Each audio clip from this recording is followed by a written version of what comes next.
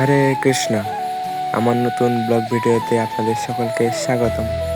তো আজকে জগন্নাথ দেবের উল্টো রথযাত্রা। তো আমি বেরিয়ে পড়েছি জগন্নাথ দেবের উল্টো রথযাত্রায় যাওয়ার জন্য। তো আজকে আমার গন্তব্য শ্রী শ্রী জগন্নাথ মন্দির ডুহুচি জনন্দ কাহারোল দিনাজপুর। তো আমার পাশে থেকে সম্পূর্ণ ভিডিওটি দেখুন এবং আমরা মন্দিরে গিয়ে কী কী করলাম আপনাদের সকলকে আমি তা দর্শন করাবো। তা দর্শনের জন্য আপনারা পুরো ভিডিওটি দেখুন। তো মূলত আমি আজকে মন্দিরে যাচ্ছি অটো করে, কারণ আমার বাবার মোটরসাইকেল নেই।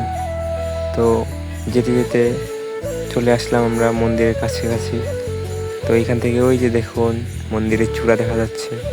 তো আমি তো ভীষণ খুশি মন্দিরের চূড়া দেখতে পেয়ে। তারপরে আমরা পৌঁছে গেলাম মন্দিরের গেটে।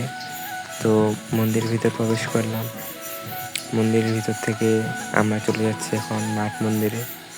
নাট মন্দিরে ঢুকে প্রথমেই আমরা জগন্নাথ দেবের দর্শন পেলাম। অপরূপ সৌন্দর্য জগন্নাথ বলদেব সুভদ্রা মহারানী।